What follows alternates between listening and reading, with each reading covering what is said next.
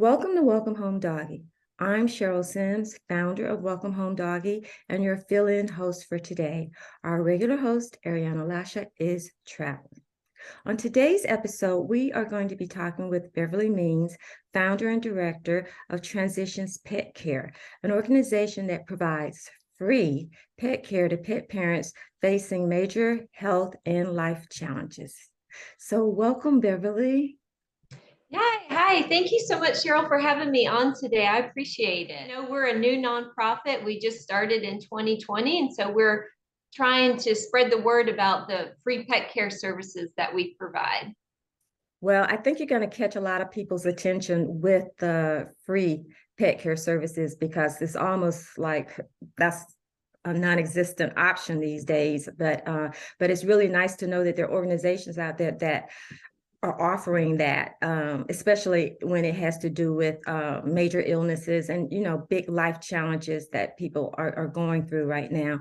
I know there are a lot of other components that are involved in what your organization does, and so I'll let you get to that. But let's just get started with telling us a little bit about the organization, how it about, and what the mission of Transitions Pet Care is. Sure. So, like I mentioned, we are still fairly new. We started in 2020. And like you mentioned as well, it really is kind of a unique service for somebody to get free pet care. Yeah. And that's why I started it. I'm a planner and I'm a single person. And I had one of those moments of just, you know, what am I going to do if down the road I ever need help with my dogs and my cats? Because I do plan to be a lifelong pet owner. And, Mhm. if I were to get cancer or have a major surgery or injury, who's going to help me take care of my animals? So I got curious and wanted to see what was out there as far as that type of help. And I Mhm. didn't see anything.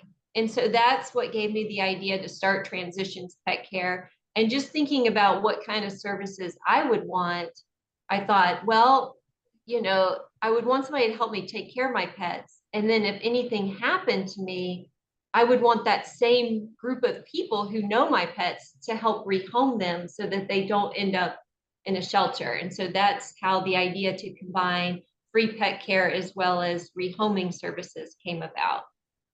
Yeah, absolutely. I agree with you on that about wanting to make sure that, my pets are cared for in the same way that I have cared for them if, I was challenged with some major life crisis. So tell us a little bit about your background as far as how it relates to what you're doing now.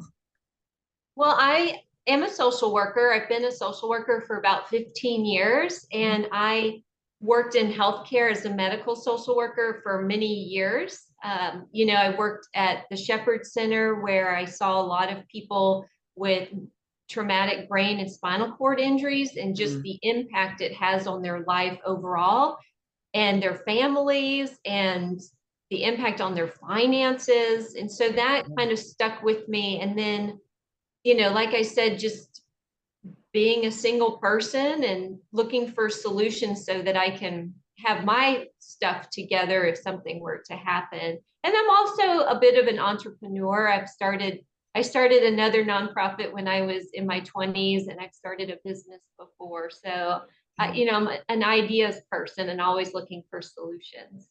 Well, this idea is a really great one, and I'm sure there are a lot of people that are very grateful that you did come up with this concept and and wanted to execute it. I know, speaking for myself, I have had a couple of situations in my life where I had to kind of step in and help a couple of friends that were facing major changes. One of them was an end of life situation as well, and now that I look back on it, I just realized how fortunate they were to have me because I love animals so much and stuff. So their dogs meant a lot to me as well. I actually, knew their dogs from the puppy stage on up until well into their adult years and stuff. And that's not always the case sometimes. So to be able to have an organization out there that you can call on, it's an amazing option to have. Um, Can you tell us about some examples in your work? I mean, in what you're doing with your clients and stuff that could kind of, strike that home as well. I know I mentioned mine, but I'd like to hear some of your stories, your experiences with your clients. Sure. So one of our clients that we've been helping this past year, she has cancer.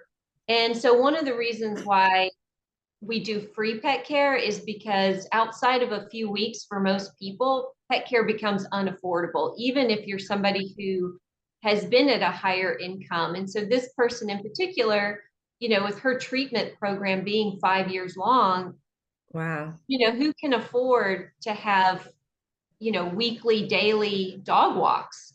And so we are able to go in there throughout the week and help her take care of her dog so that she can keep her pets. And then, just like many other organizations during the pandemic, we did a little bit of a pivot early on. So we focused on the rehoming side just as a way to get started. And that's really where we saw the need, where people, their options being either to neglect their pet or to rehome them. The people that chose to keep their pet who didn't have the resources to care for them, a lot of times those pets didn't get what they needed. And so when they would come to us, they would, not be up to date on their vaccines, or they would, one dog was having seizures because he had had epilepsy his whole life and he had been off his medication for a year and a half. And Oh, it's not that these owners, are just neglectful owners. They want mhm. to care for their pets. They love their pets. They just don't have the ability to do that. And so that's really, you know, brought it all home for us that this is a service that we need to do to make sure that not only are the dogs getting exercise or the cat's getting its litter box clean, but that they're getting the vet care that Right. they truly need. And some of these owners that we help are homebound, so we can provide transportation to the vet, or we can have a mobile vet go and see them. And Mhm. because of the cost of getting sick or injured, or just older, a lot of times the owners can't afford the vet care. So we take care of that as well. We pay those vet care expenses for them. Oh, now that is really great. So now, with being able to do that, you are being subsidized. You get a lot of support from foundations or corporations in order to be able to do that. Well, being new, we haven't really had much success getting grants. Usually you have to be established for a period of time. Hmm. Uh, but we have been lucky with a lot of our private donors. We've had Hmm. people really, you know, agree with our vision and see the need as well. So we've had some really generous private donors, as well as we've been able to get a grant from State Farm and a grant from Second Life, the thrift store here in Atlanta. So Right. we have gotten support, and we also did a big fundraiser recently called the Great Atlanta Dog Show. Hmm. So we've been able to raise funds, and it's an ongoing process. There's always a need. There's always a pet that we're helping who needs some sort of help, and of course, vet care is our largest expense. Right. Now, you did throw out that you are located here in Atlanta. I don't think I mentioned that earlier when I introduced you. But are you able to like support or offer referrals to people that, for instance, are out of state that check out your website and they're like, oh, but you're not local for us. Could you, make any recommendations? Are you able to do that for distant clients? I wish. I mean, our organization, the services that we provide, that free pet care, is pretty Mhm. unique. There's not a lot of nonprofits that provide that service around the United States. I personally only know of one other organization in New York who Mhm. does that. I've heard of, I've heard that if there's more that exists, but yeah, if somebody from another state, and that has happened. I had somebody at one point reach out from New Jersey and Mhm. asked if I knew of anything in their area. And I don't, because there's just not a lot of nonprofits doing the free pet care. Right. Well, I think there's a definitely incentive there to maybe try and, I don't know if franchise would be the right word, but to package your concept and be able to um, get it in different cities and stuff, because it's really something that fills a big void. It's definitely a necessary service. And I think that maybe other people, once they, find out about you, and hopefully even through seeing you on this video and other outlets that are going to be on in the future, will kind of use it as a stimulus to want to set up this type of thing, because your organization is fairly small. You're not really large and stuff. So it shows that you don't have to, have like this giant footprint out there to be able to help people to make an impact in the community and stuff. So hopefully that'll be the case here. Now, you had mentioned when we spoke earlier that you do offer a service, well, not really a service, I should say, but you offer education in terms of estate planning and preparation for pets. Can you talk a little bit about that? Sure. So through this work that we've done, and my work as a social worker, and experiencing a lot of loss,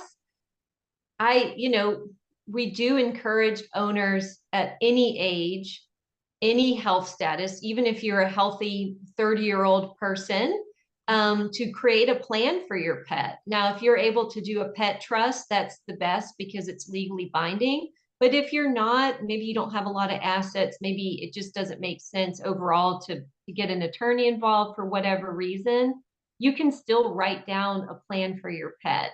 And we actually offer free downloadable forms on our website that you can use Mm-hmm. and file away. But we just think it's so important because we always think about how sad we're going to be, what life will be like when we lose our pets, because we expect to outlive them. But for many pet owners, that's not the case. And our pets actually end up outliving us. And Mm-hmm. so you have to consider, what if, right? I mean, if we lose our pet, we experience a lot of grief and sadness, but it Right. doesn't make us homeless, right? We don't lose our entire lifestyle. We don't lose our for the. I mean, maybe there's somebody who maybe it affected them so deeply, everything out unwound for them. But if you think about when a pet loses its owner, they lose a lot. They could end up in the shelter where they could even lose their life. And so we just ask people to take some time, talk to who they would want to take their pet, make sure that that person is willing to, and write down instructions. We know our pets best of all, so there might be some information that it would be helpful to continue that care for that pet so that it's not as disruptive. I mean, I've gotten calls where, somebody was managing her father's final affairs and she had to pack up his house and, sell his house and all of these major things. And she said the most stressful part was figuring out what to do with his dogs. And so just taking that time is so meaningful. I think it's part of responsible pet ownership just as much as the yearly vaccines and spaying, neutering, and it helps to prevent pets from going into shelters, really, and so if we can continue to work on solutions to the overpopulation of pets in shelters being put down, I think that we should, and this is just a small way that owners can ensure that their pets are cared for. Oh, I agree with you 100% there as far as trying to keep the dogs out of shelters, because we are experiencing this tremendous overpopulation of dogs being surrendered to shelters, just for all kinds of reasons and stuff. I remember a long time ago, I used to think that shelters were like a safe haven, for dogs if they had been discarded. It's like yeah, like a safe haven and stuff. But as I have matured, I guess, in my journey in animal welfare, these days that's just not the case. And it's surprising. A lot of people, when they become challenged, either financially or health wise, they'll still think that it's okay to take their dog to a shelter because the shelter will find a home for them. But that's not the case. Generally, when a dog, and you know this as well, when a dog is surrendered by its owner, especially in a shelter that's overcrowded, they're usually the first to be put down. And that's horrific. And people don't understand that going from a loving home into a shelter is a really traumatic experience for a dog. They go through a lot there. They get really stressed and stuff because it's a totally different environment that they've never been exposed to. So the estate planning that you're offering and encouraging people to take advantage of, regardless of what your age is, because you can drop dead at 30. These days, especially these days, it's like there's no guarantee that you're going to even make it to 50. So you should be having those thoughts, those plans, on your to-do list, especially as a pet owner, because if you really truly love your dog as much as you say you love your dog, then this should be something that's really important to you. Yeah, I agree. And even if it's not a matter of, a dog owner or cat owner passing away, I mean, consider if you left your home one morning and ended up for whatever reason in the hospital that day, how long would it take for somebody to get to your pets? And who would that person be? And then what would those care instructions be like for that person? So it's just really, having a plan for the hopefully not probable situation, but possible situation. I just think it's so, so important. And if it doesn't happen, it doesn't get talked about. And it really should be a regular part of pet ownership. And maybe you don't ever, I've made plans for pets and they've passed away and I never needed it, and that's fine. But it was there if it was needed. Right, you're absolutely right. And I just want to kind of backtrack to something you just said too about how you could leave your house. You don't have to necessarily be ill or anything like that, but something could happen. You could get hit by a car or whatever and end up in the hospital and stuff, especially as a single pet parent. And no one would at that time be aware of the fact that you may have a pet at home. And one of the things I remember someone had mentioned to me a long time ago, and I think it's very important to mention now, is that you keep like a card or something in your wallet or whatever to let people know that you are a pet parent, and you have a pet at home. So in the event something does happen, it's like, oh, we need to definitely make sure that someone looks into getting her cat or her dog taken care of, because she's going to be in the hospital for 3 weeks or 6 weeks, or however long it is. So yeah, there's as a pet parent, there is a lot of things that you should take into consideration as you take on that responsibility. And although that's a small thing, what you're talking about is a much bigger thing to take into consideration. And I hope a lot of people will use this knowledge now as the catalyst to kind of kick their butts and get going with it and stuff. Um, how can people get in touch with you if they want to find out, especially in the Atlanta area? I know you're based in Decatur, but what other areas around the Atlanta area do you service? And for those people that are in that area, how can they get in touch with you? So right now we do serve the Decatur area and those surrounding neighborhoods. So we have an owner in Tucker, we have one in Candler Park. Our goal is to spread out to serve all of Metro Atlanta, but we're still new and you got to start somewhere. So we're in the Decatur area. Those are the owners that we're able to serve right now. And if anybody needs help with their pet or knows somebody who needs that physical assistance with their pet, they can go to our website, transitionspetcare.org, or, we're on Instagram if somebody just wants to get to know us a little bit better Mhm, and mhm. see the pets that we care for at Transitions Pet Care. or they can send us an email at transitionspetcare@gmail.com. I will say that in order to get our services, you need to be enrolled in our pet care program. And so that's the starting point, is if you're interested in enrolling, then reach out to us and we'll get you started with our pet care program. Okay, that sounds really good. So just in closing, I'm just gonna ask this one final question. Is there anything else that you would like to add in regards to what your organization does, is about? Any just little closing thing that you just remembered or anything like that? Sure. We, like I said, it's free pet care, so we do depend on volunteers to provide Oh, this great. service.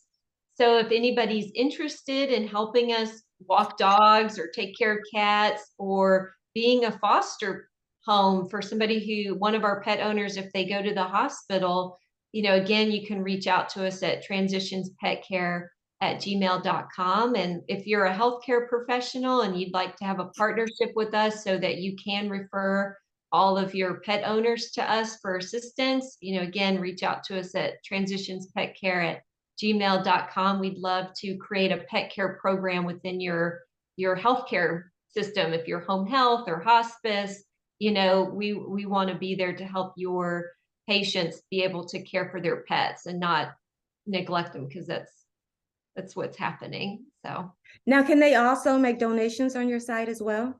yeah, so we can take donations through PayPal, Mhm. or if you want to write a check, just reach out to us and we give you the address where you send the check. And it's kind of interesting you brought that up. We're actually working on being able to set up a crypto wallet so that if you're Oh, somebody who's into cryptocurrency, you can yeah, donate that's good. cryptocurrency to us. So Well, yeah, that's pretty cool. I think yeah. you're the first person that we've had on the show that actually alluded to being able to accept cryptocurrency. So I guess we are moving on down the road here. Yeah, Becoming, yeah, we're yeah. excited about that for sure. Mhm. Okay. Well, Beverly, thank you so much for coming on and talking about transitions, pet care, and stuff. You've given us a lot of information and really hit home the fact that we do need to, get on point with making preparations for our animals, because you just never know what could happen. And so I really appreciate your coming on and sharing that with us today. Yeah, thank you so much for having me. I appreciate it. Okay, thank you. So, if you want to know more about Welcome Home Doggy and see Beverly's interview, you can check us out on our YouTube channel. It's Welcome Home Doggy. I think it's up here. Yeah, Welcome Home Doggy on YouTube. Thanks so much for watching. And if you like our episodes and what you're saying, please subscribe to us on our channel. We really appreciate your support.